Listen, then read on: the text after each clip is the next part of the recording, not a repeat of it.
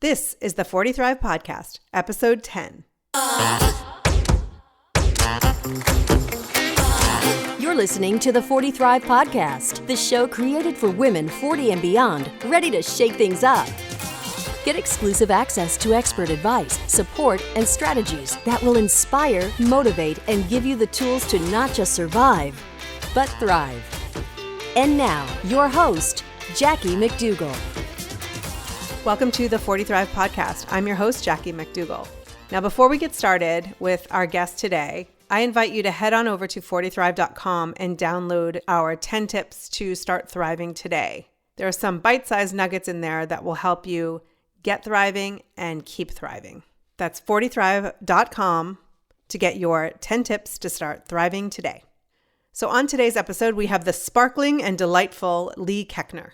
So a few years ago, I was co-hosting another podcast called Broadscast, along with my friend and co-host Kim Goldman. We would tackle current events, pop culture, all of those things, but with that broad lens. And one of the women we met through that project was Leigh Koechner.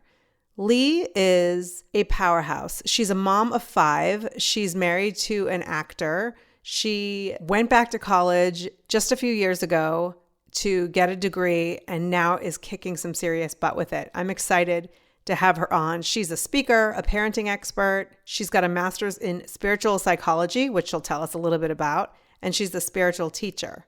Leigh inspires others by being unapologetically who she is. With an open mind and heart, Leigh's ballsy, vulnerable, and funny as hell. She's committed to being of service by shining her light and sharing her story. Today, Leigh is going to share some insight on the voices in our head telling us that we suck, because we all have those, and some tips to really owning your own stuff and being able to be empowered and move forward in a whole new way. Let's get right to it. Leigh Koechner, welcome to the 40 Thrive Podcast. By golly, thank you for having me. I'm tickled. I love that you have brought the word tickled back. I read it in your bio and in your event coming up that we're going to talk about in a little bit. But tell me, has tickled always been part of your vernacular? What a wonderful question. I don't think so. But I can't even remember when I first heard it, but something about it that tickled that just brings glee and happiness and silliness and playfulness and childlike behavior, which are all things that I am. And pink is such a happy color. So together, I think that it's just amazing. I love tickled pink. And sometimes I don't even know it comes out of my mouth until someone like you says, tickled pink. Right. I think it's one of those things that you're not supposed to say before you're 70. No, I'm just kidding. But I am 70. Well, you look amazing. Thank you. So, thank you. That actually leads me to the fact that you are almost 53 years old, correct? Correct. I turned 53 on March 14. Excellent. And right after your amazing event that you are going to be having. Can't wait. But, some people say there's a whole phrase, that's been around the block a couple times, that life begins at 40. And when I look at someone like you, while there may have been a lot of life before 40, you have blown it wide open in the last 13 years. Yeah. You have 5 kids. Were 3 of them actually born after you turned 40? Well, wow. You are good with math. I did my research, girl. I know my youngest came when I was 45. And the other ones, 40 were the other ones, yeah. Three came then and 2 in my 30s. So while, some people are wrapping up, especially those who've had children before, you were kind of just getting started. I mean, you had more than half your family then. Hey, I had a lot of running around, making out, partying, and traveling to do before I met my husband at 30. I may or may not relate very strongly to that statement. It's so funny because some people are like, one person for the rest of your life. I'm like, I'm tired. I need just one person for the rest of my life. But yeah, I do think about the people who say, I married my junior high sweetheart, and I'm like, holy Toledo. Nothing else has gone into any of your beautiful holes? What on earth? I guess that's beautiful. And that works if it lasts. for many. Exactly. I have a beautiful. sibling who's been together with her husband My sister's been together with her husband since they were 15. And they are one of those like couple goals type of couples. They have grown in the right ways together, and they have a lot of fun together. They do, they're adventurous together. I love it. And that sounds like they got that blessing from God when they were young. And I think I had to get a lot of other learning and blessings before I got to get there. I think some of us have more work to do before we allow ourselves to have that kind of connected love. I agree. And I think that one of the things I'm most grateful for was that I didn't just jump on board thinking I should have been younger and just grabbing onto someone who may or may not have fit the suit, so to speak, and actually waited until it was right for me. Because I was in my 30s as well when I got married. That's what I was going to ask, how old you were. Yeah, I was 31 when we got married. And, I would have never imagined in my life that he would be the guy I'd marry. I knew him, but he was just never on the radar. That's a whole other podcast, Leigh. I'm interested in that podcast. So let's talk about this. So not only your family changed a lot after turning 40, but you went back to school. You kind of reinvented yourself in a way. When I was dating my husband, I used to say to him, I was working in post-production. I was a post-production supervisor, and boy, did I hate it. Not that I hated that business, but I hated being in an office, and I felt like I couldn't breathe, and I would hide under my desk when my boss came, or I would just all kinds of crazy shenanigans when I was working, and every day I'd come in and I'd go, you guys, are we all still here? Is this really what happens? We're going to sit in this room for the next 45 years until we die? Is anyone else suffocating? And I felt that way. So when I met my husband, I said, David, all I want to do is be a stay-at-home mom. That's all I want to do. When we have kids, could I stay home? And he said, yes. If I'm an actor, if I have a job, then yes. And I had a baby. He had a job. I stayed home. In 3 weeks, and I was like, what in the hell have I done? I'm bored to tears. Now what? So I've always had this sense of what's next? What is next for me to explore? And I think that's kind of how I lived my life. So as things come up, as I'm approached with new people or new situations or new heartaches, and I always say, God, what am I to learn from this? Guide me and use me. And really miraculous things have happened from that thinking. And one of them was going back to the University of Santa Monica to get my master's in spiritual psychology. I didn't even know spiritual psychology is a thing. I didn't either, but here's how I found out, if you will. I was pitching shows to Hollywood reality shows like a chicken with my head cut off. And I remember I was all over the place all the time trying to figure out what do I want to do, hustle. But I didn't quite know what the hell I was hustling for, but I was just trying to do something. And I pitched a show called Absolutely about a housewife in Hollywood trying to make it in the big, in town, whatever. And it was kind of funny and quirky. But it went to, I don't know if it was TLC or Bravo, but it went to the first level, to the second level, and then it was going to the head guy making a decision if they were going to buy the pilot. And I remember waiting, and I had this panic going, oh my gosh, I don't even care about this. This isn't what I want to be known for. This isn't my heart. And then I thought, they passed on the show, and I was so relieved, and I thought, who am I? Why am I on this planet? And about 2 days later, out of the blue, which I always think is dropped directly from God, I got a Facebook message from a gal, and she said, I'm a life coach. I pick one person a year to give a free 2-hour session to who I find inspirational. I would like to give you a session. Well, I said, hell yes, as I do most things. But then when I was driving over to meet with her, I thought, what is this blonde bombshell beauty queen actress single gal, 30, gonna teach me, married with 5 kids? How in the heck is she gonna life coach me? And I walked into the room, sat down, and she said, can I bring in the light? And I didn't know what the hell that meant exactly, but I said yes. And she said the most beautiful prayer. And I said, you just spoke the language of my soul times 1,000. Where the hell did you learn to talk like that? And she said, I went to the University of Santa Monica. And I said, okay, so you have a degree. You didn't just pull that out of your ass. She goes, no, I didn't just pull that out of my ass. So then we kept talking, and she goes, what do you want to do? And I said, well, I know one day I'm going to have my own television show. like that Ayanla Van Zant lady on Oprah Winfrey's network, who kind of gets in people's faces and yells at them to transform them. But I want to do it with connecting laughter and joy. And she goes, oh, how funny. She graduated from our program at the University of Santa Monica. And I was like, wow, that's weird. Towards the end of the 2 hours, I could tell that she was going to try and get me to be her client, her life coaching client. And I go, God, I do not feel this at all with her. I'm not feeling called to this, but if that's why I'm here, remove this block and I'll do it. And then she said, you know, I brought you here to be a client, but I think you're supposed to go to the University of Santa Monica. And my body lit up. And I walked out, called the place. They were doing their makeup class 3 days later for the whole year. And I got all my paperwork in. I didn't even know that I had a degree, but you had to have one. But I found it at Kansas State University and had it sent over. And I started their program, and I went in with 2 questions. Who am I and why am I here? And at the end of the 2 years, I got my answers, and it has set me on a whole new course of my life. Wow.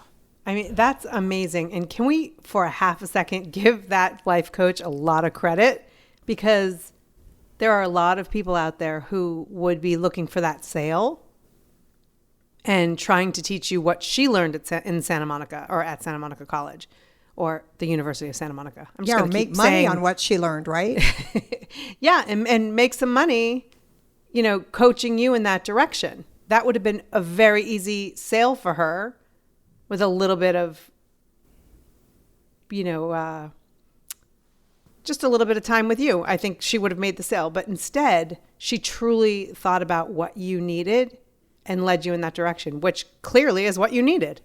Yeah, it's magical like that. And I think that the cool thing about that too is she did go to USM, and she is kind of in line with what she's supposed to be doing. And once you get in line, you actually provide the information that the people need instead of what your human brain wants, and it's way more powerful.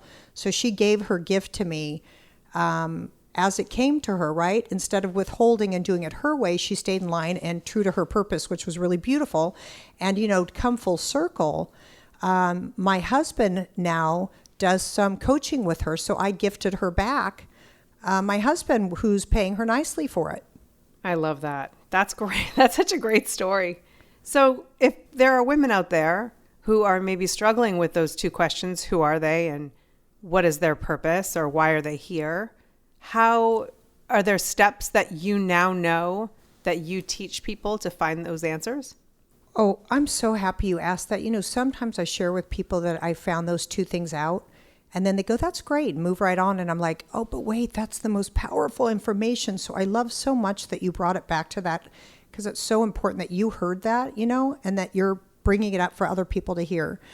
And here's something beautiful. The first one, the first knowing that I got from taking the time at that school was that I am a beautiful, bright light temporarily housed in my earth suit.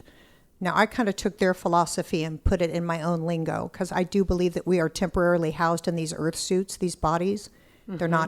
They're not here for long, but our soul is forever. So we are temporarily these beautiful, brilliant, bright lights that came from the stars housed in these bodies, only to experience humanness, only to evolve and grow and connect and love, and hopefully teach and share before we go. So I think even having that understanding that we're here to be human, we're here to screw up, we're here to be messy, we're here to hurt, but we're also here to soar. And I think that is so powerful and beautiful to know to the core of my being, because it puts everything in perspective. And I love that as well. But I think that there are a lot of people out there who are like, that sounds all great, but I have no money, or I have family, or I have responsibilities.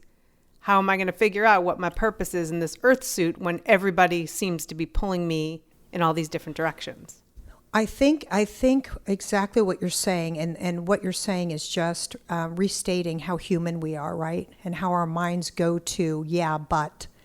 That's how we are programmed, and our brain spins over 50,000 thoughts a day, and most of those thoughts are negative. And if we're not aware of them, we're just living in this negative state, and that is how we are our own worst enemy. That is how nobody will ever be meaner to you than you are to yourself, because we have these little fists inside of our brain just punching it all day long. And we're like, why am I so tired? Why do I hurt? Why can't I get anything done? Because you're beating the crap out of yourself without even knowing it. So to pause before, like when I say, you are a beautiful, bright, brilliant light to every single person who's listening. And I'm sure it's thousands and millions because you're so amazing, Jackie. But for every single person that's listening, stop your spinning brain for a second. Stop your stories, stop your hurts, stop your responsibilities, stop what the hell you're doing actually, and come to this moment and allow yourself to accept or to receive or to hear for the first time that you are whole and perfect and brilliant and beautiful exactly how you are, exactly how God created you.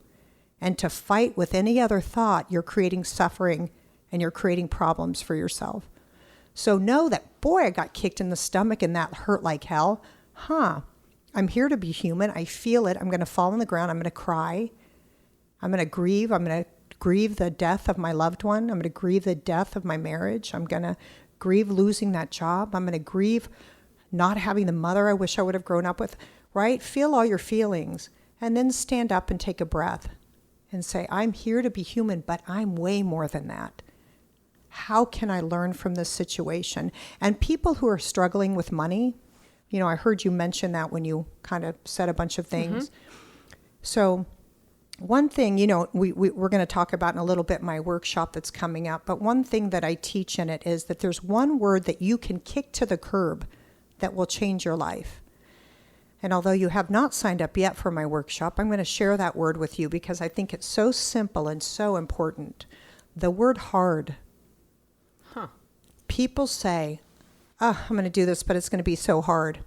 Now, there is a law of science that happens that what you say, what you put out, it is met equally with the energy of the universe, the energy of God, the energy of all that is. So if you say things are hard, the universe says, oh, hard. Well, that's what they heard. And they say, oh, let's give her, we're conspiring to support her. Let's give her things that are going to be hard to support her thought. That's how it says, literally, thoughts become things. So when people don't know what they're thinking and they're thinking bullshit thoughts, can I say bullshit? Yes, you may. Oh, good. I like occasional cuss words. When people are thinking bullshit thoughts, bullshit's coming. When people say it's going to be hard, it will be hard. You are speaking your thoughts into motion. You are laying your path that you're going to walk on. So I have one example. Can I keep rambling or do you want to say something? I'm sorry, No, I get please. excited. This is amazing. You're keep going. So I have one example of this. When I was talking earlier about all I wanted to be was a stay-at-home mom, and then I got there and there was this blob on the floor, not talking and just eating and pooping. And I was like, I'm bored to tears. What was I thinking? This is all I wanted. And that's what I was thinking. And then I thought, I'm going to start writing. I'm going to write a one-woman show. Now, literally, that had never popped in my brain, but it popped in, so I started typing. And my husband walked in, who's an actor and had been in the business 20 years, and he says, what are you doing? Oh, come watch the show with me, Leigh. And I said, no, I'm writing. He's like, what are you writing? I go, one-woman show. He goes, who are you? You told me you just wanted to get married, stay at home, be a stay-at-home mom, and now all of a sudden you're writing a one-woman show? And I said, yeah, I thought that too until I got here. Now I'm bored to tears, and I'm going to write. So anyway, he said, I'm going to, and I said, not only am I going to write, but I'm going to write a one-woman show. And back then, Oprah Winfrey's new network was called the Oxygen Network. So I said, I'm going to write a one-woman show. I'm going to do it for the Oxygen Network, and I'm going to get a development deal. And he belly laughed, and then he got serious, and he goes, it doesn't work that way. I have been doing this for 20 years, Leigh, and I've been working my ass off, and I've been paying my dues. You can't just write a show and do that. And I just looked at him, and I thought, and I go, I said, well, I'm going to write every night from 8 to 9 p.m. And you have two options. You can support me or you can say nothing. But that's all I ask of you. And I wrote every night for 1 hour. And after I was done, I had like 1,000 pages and I gave it to my husband and he read it. And he goes, this is a really great neurotic 3-hour miniseries. You need to think what your through line is. Cut everything out that doesn't move it forward and bring it back to me. And I did. And he goes, wow, this is a really good story. I ended up putting it up at the Hollywood. It was called the Improv Olympic in Hollywood. And I did it on stage for a live audience. And then a guy came up after the show and said to me, would you please come perform this at the HBO workspace? And I said, I'd love to. And I did it there. And then a man came up and said, I'm producing 5 one-person shows for a network. Would this please be one of them? And I said, absolutely, it will. What network? And he said, the Oxygen Network. So I ended up shooting it for the Oxygen Network on a stage with a live audience and 5 cameras. The first thing I ever did. And then I got a development meeting with a gal named Lisa Harrison from Paramount. I didn't get a development deal, but everything that I said I was going to do with a clear game plan, with grace and ease, with allowing no negative thoughts or being sidelined or pulled from a party, pulled from a good TV show. If my kid cried during that hour, I passed him to my husband with a bottle. Nothing, no matter what. I sat down and did it, and I just did it, and I got exactly what I wanted. Had I listened to my husband that it was hard, I would have stopped. Had I listened to my husband that that's not how you did it, you had to put in your blood and tears and work hard, I would have maybe taken years to do it. So my point is, what you believe is what becomes, what you think is what your reality is. So taking the word hard out is such a gift to give yourself. Every time you go, oh, this is going to be hard, stop yourself and go, this is going to be easy. I'm going to do it with grace and ease. Are there going to be bumps? Hell yes. Am I going to feel them? Yes. Am I going to fall down and cry? No, I'm going to say no matter what, I'm moving forward.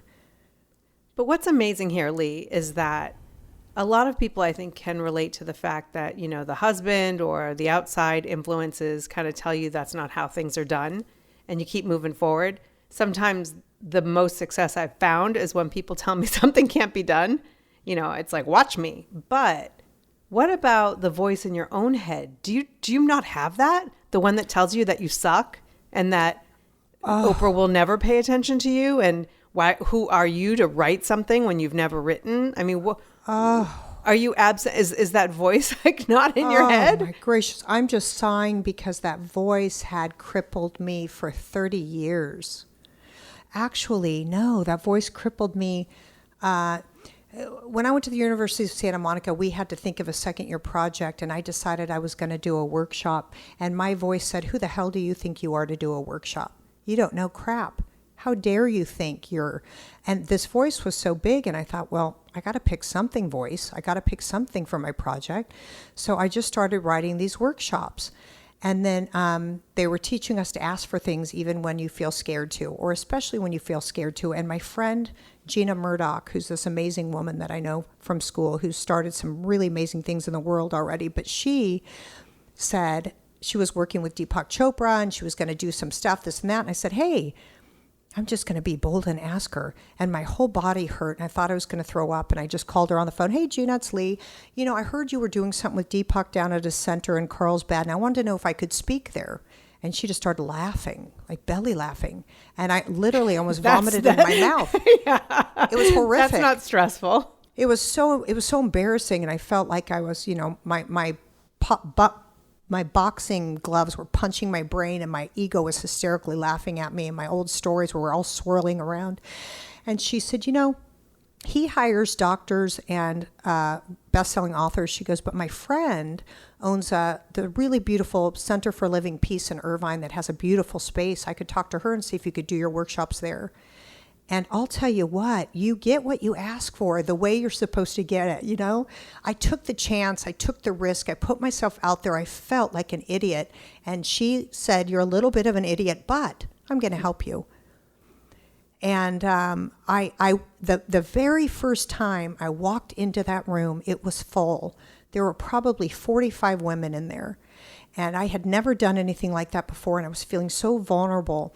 And the wall that used to hold my whole body down like a lead weight had crumbled down from the healing work I've been doing, and now it was just an anklet with a ball and chain. And I literally had that ball and chain, but the ball was so heavy I could barely walk. And I remember right before it was time for me to go out in front of the people, I thought, I just got to breathe. I can't remember what I'm talking about. I can't. And my body was just all crazy, and my ego was out of control, and my ball and chain was holding on so tight to keep control of my life, so tight to keep the old stories and the fear and the bullshit beating myself up, so tight I couldn't breathe. And I remember going, people kept coming up to me, and I just wanted to be left alone so I could catch my breath. And then all of a sudden, this girl walked up to me and goes, Leigh, they're waiting for you. And I said, they're waiting for you. And I just turned around, dragged my ball and chain out in front of them, and I started speaking. And the words came out weird at the beginning, and I was nervous, but as I kept speaking and as I was connecting with what I was supposed to be doing, I kind of lit up. I stood up, and it flowed from me. And I watched as I was speaking that ball, that hinge around my ankle open, and literally like the whole thing go to dust and blow away. Because in the time of terror, in the time of bone-crushing judgment, in the panic of my ego to kill me for life, I did it anyway. And I never, ever have to feel that way again. Although I do get scared, and although my old stories come to try and derail me, they don't have the power that they did before I pushed through, almost going down in a plane crash. I pushed through anyway, and I was rewarded for it. So yeah, hell yeah, I still get thoughts that beat me up and sideline me, but I don't let them run wild. Right. Because, to go back to your word, hard, what you did was hard. It was extremely difficult. But the fact is that you don't, it's interesting. Do you tell people not to use that word at all, hard, or to acknowledge that things could be hard, but to do it anyway? Or you just, how does that work? Two things I want to say about when you said about me going anyway when it was hard. The thing I do know is when you push through the thing that scares you, you never have to push through that again in the same way, in the same intensity. So next time I get nervous to go on stage, I can go, I've done this. I know what I'm doing. Voice, you're not going to cripple me. I got myself. I'm connected directly to power. Right. Go. It's like jumping off that high diving board. The first time is terrifying, and then you're like, oh, I survived. And then you realize, not only did I jump, but I pointed my toes and swam with grace and ease. Next time I get up there, if you watch the video, I don't know how grace and ease I had, but yeah, I hear you. But the next time I get up there, I'm going to think, maybe I slapped my feet last time, but I swam fine. This time I point my toes and not slap my feet. But you won't keep me off the damn board. Right. And then the other part you asked me is about people. Here's what I think about the word hard. Hard is a thing to tell yourself you don't have to do it. Hard is a thing that tells yourself you can sit down. Hard is the thing that says, why bother? So if hard comes up, you can look at it, dance with it, talk to it, and then move forward anyway. I think if you go like this, while we're here, people are going to lie. While we're being human, people are going to die. While we're human, you're going to fall and scrape all of your body parts. There'll be bumps and obstacles and devastation. Know it's coming, right? We know it's coming. So let's build our toolkit. Let's build our heart. Let's build our muscles so when it comes, we can grieve, we can mourn, we can cry, and then we can stand up in our power. And I think that's where the magic is. The mess, I'm starting my own podcast next week, and I can't wait to have you on it. Excellent. And my workshop that I'm doing on March 7th, it's called Unleash Your Messy, Imperfect Life. We are all messy as hell. Life is messy. That's why we're here. It's not bad. It's not embarrassing. And I think the more we share it and get in the gunk of it, the more we pull out our gems and polish it and Absolutely. use it to be of service. And when we're able to share that with each other, there's, especially women over 40, we become unstoppable, because sometimes when we live in it on our own, there are two things that I've discovered in my experience. And one of them is when you talk about hard, I don't necessarily think things being hard will stop everyone. Obviously, people are doing hard things every day. But it's the fact that people are surprised by life being hard that fascinates me. Because sometimes my husband and I will talk about it. Like, if you know that things are challenging and you expect challenges and it's, how you get through them, that's one thing. But if you're like blown away, oh my gosh, I got a flat tire today. And I think it's when you cannot cope with the fact that things are hard.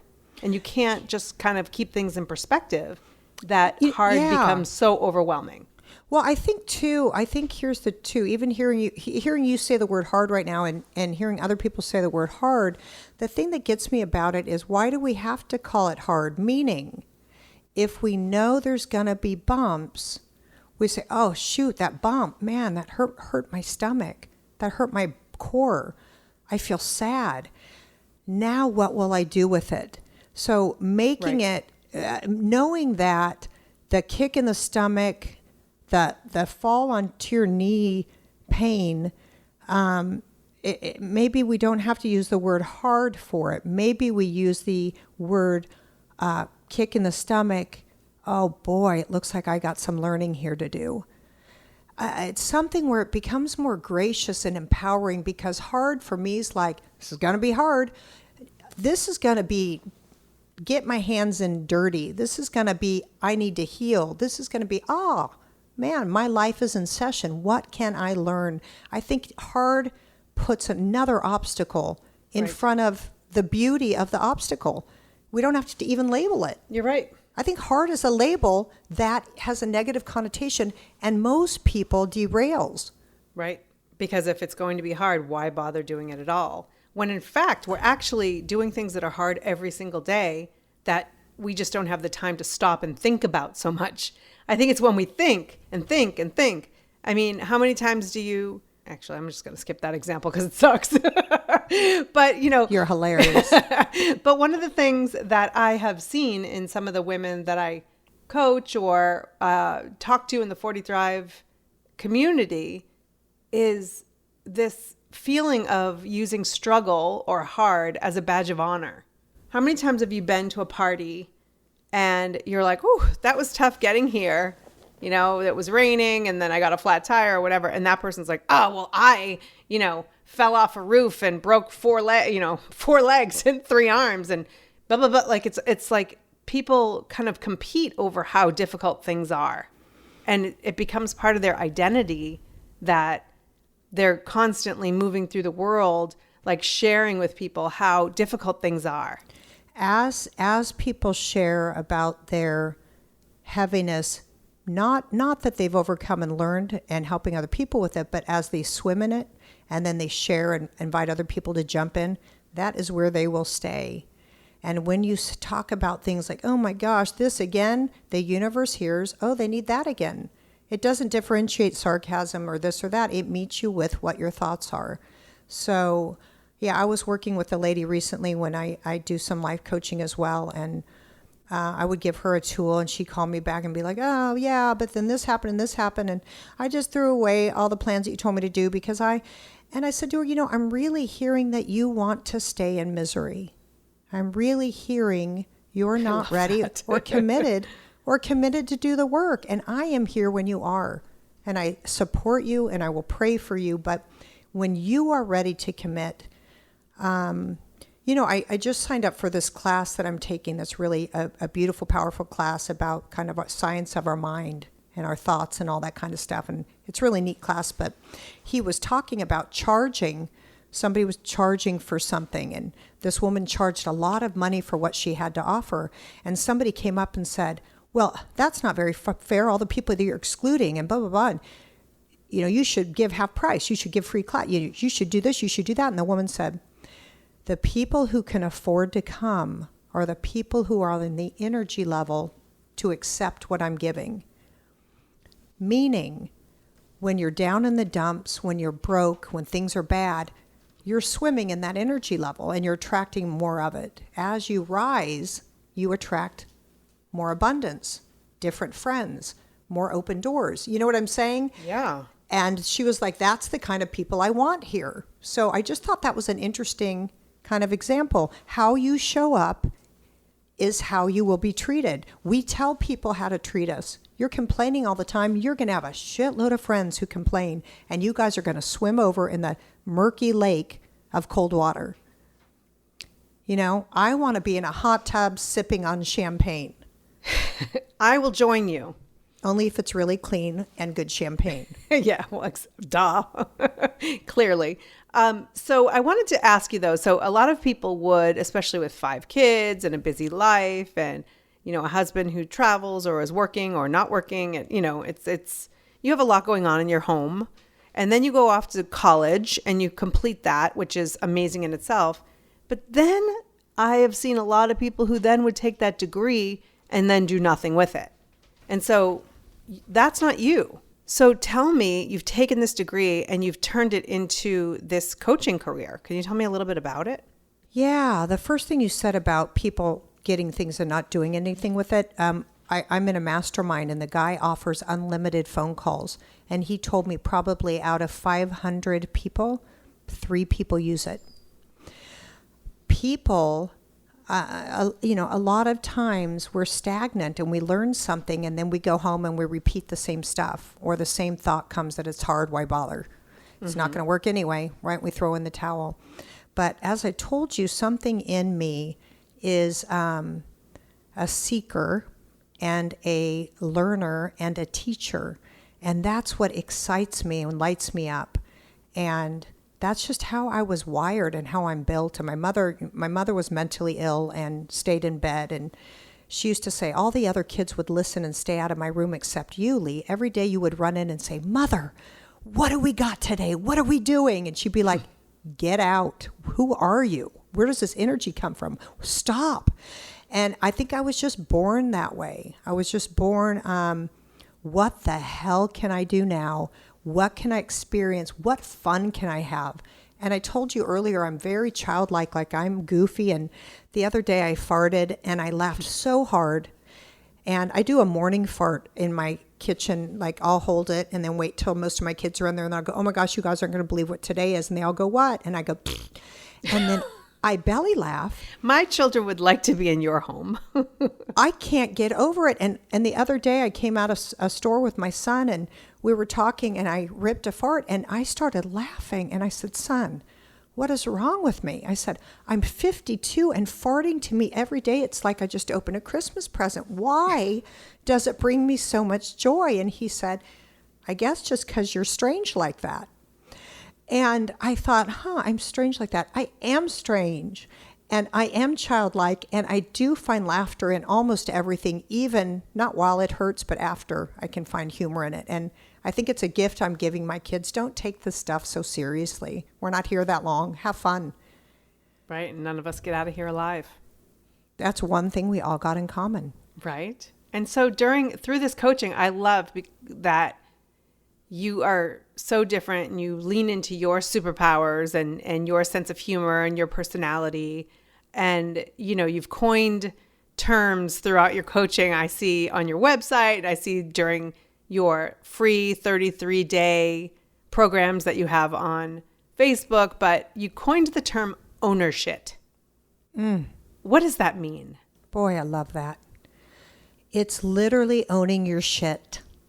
And I think it's one of the most empowering gifts we can give ourselves, because the moment our fingers are pointing and we're blaming that guy for making me mad, or we're blaming our parents for not setting us up for success, or we're blaming our spouse for not having a great relationship, or our kids for not talking respectful.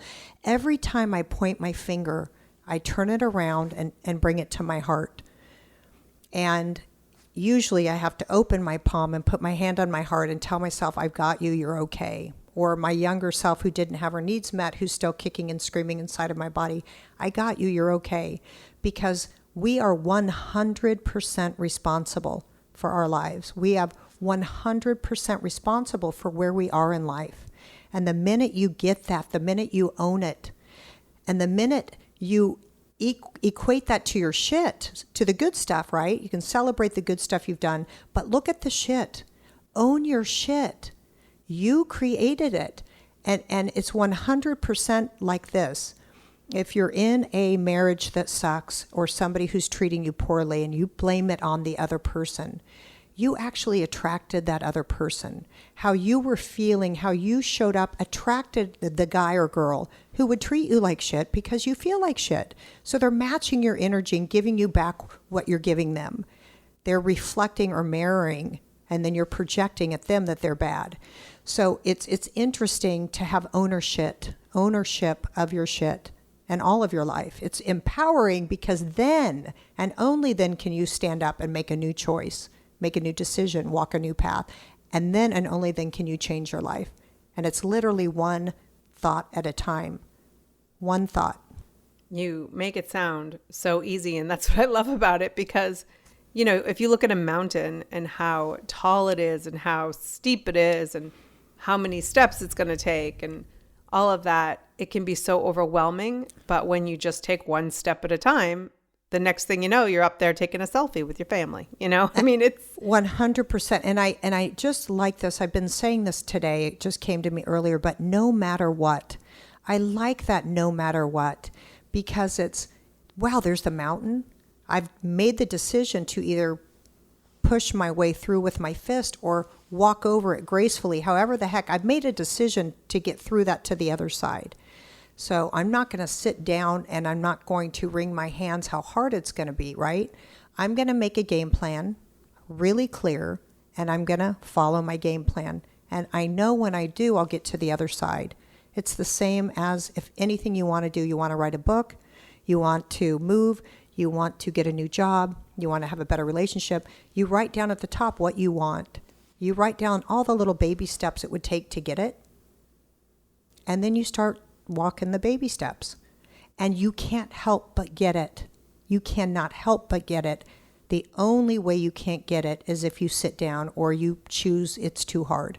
Right. You do it no matter what. When you want something, you do it no matter what. You dedicate the time and you do it. And it doesn't have to be a lot. Well, I find that there are many people who will see all those steps and then determine they are too much versus, or needing all the preparations to be perfect as opposed to just taking steps imperfectly. Never be perfect. Well, it's not possible. So I don't know why people have these expectations, including myself. I'm definitely a former perfectionist. And perfectionism is the sexiest of the self-sabotage. It's the sexiest one. I'm so good. It's got to be so perfect. I can't start it yet. And other people are like, I feel like shit, I can't start it. They're the same. Perfectionism is bullshit. What it means is I'm not going to do what's my heart's desire because I'm afraid. And that's what all of the excuses that are in our head. Perfectionism just sounds sexy because it's about being perfect. But all of the thoughts in our head that aren't propelling us forward are not welcome. So start looking at them, start paying attention, jot them down, get familiar with them. Don't let them run you. Start going, oh, you're just a thought. I can pull you out. I can put in a new thought. I can rewrite the thought, put it in, and then I could remember that every time that thought comes up. Oh, no, buddy, I knocked you out. Right. I am worthy. I am going to do it. I am okay. Right. And if you look around you and the thing that it is that one wants to do, whether, like you had mentioned, write a book or climb a mountain or any sort of thing that may take a little bit of preparation and then a little bit of work to get there, the only people who are ahead of you, or not the only people, but the people who are ahead of you, so published authors or hikers or whatever, they're not necessarily smarter, stronger, have more hours in the day, any of that. They weren't given more. They just stayed the course. They made a decision to get started and they stayed the course. It's really that simple. That's it. And so I love that you are out there teaching people and showing, leading by example, what happens when you don't allow those voices to keep you from moving forward. The only difference between the best-selling author and your idea is they did it. Yep, 100%. So tell me, let's talk about this workshop, the Unleash Your Messy and Perfect Life workshop, happening March 7th from 9 to 5 in Studio City. At the Sportsman's Lodge. At the Sportsman's Lodge. Which has a lovely bar after, where we will be having a celebratory cocktail, and the next day maybe even laying by the pool if you fly in for it. Excellent. So what would one expect by attending your workshop? So I have a 10-step program. One is that we'll be identifying your limiting belief or beliefs. I believe everyone has one that was created in their childhood that is usually something like, I'm unworthy, I'm not good enough, I'm unlovable. And we place that on top of our heads, our little pebble, and eventually it sinks into the center of our brain. And everything that we see or hear gets filtered through that pebble. So mine was, I'm unworthy. So everything I saw said, you're not worthy. Nothing mattered. And that's how I saw the world. And until I identified it and removed it, could I be free to be all of who I am? So I help people identify their pebble, replace it with a new polished pebble. We'll talk about the 2 things that matter, the 2 most important things, screw the rest. Step 4 is 1 word to kick to the curb, which we talked about today, which was hard. Number 5 is coming home. It's coming home. It's literally closing your eyes and putting your hands over your heart and realizing inside of there is everything you need for your entire life, every answer, every support, every next step. And when we can quiet our crazy brains and practice some self-care, we can have direct access to God that resides within us because we're all made in the likeness of God. Every religion says it.